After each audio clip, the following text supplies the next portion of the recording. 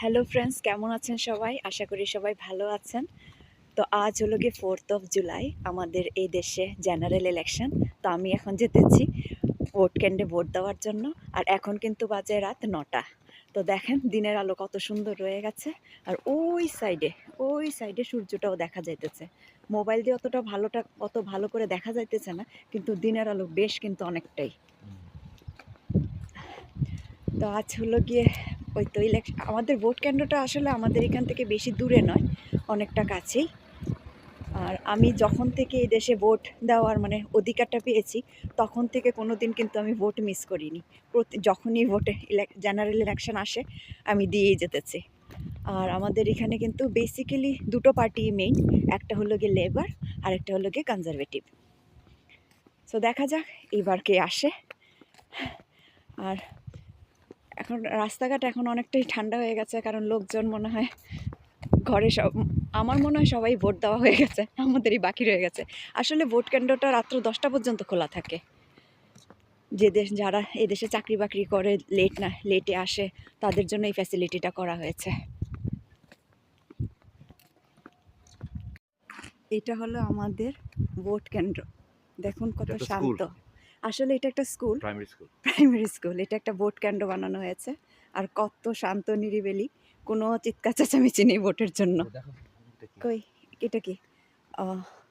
এটা গ্রিন হাউসের মতন। ও, দেখা যেতেছে না তো ভালো করে।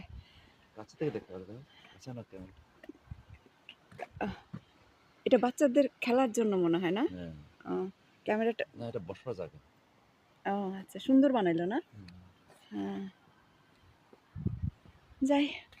ভোট দিতে বড় জোর 5 মিনিট সময় লাগলো সমস্ত প্রসিডিউর করে আসতে।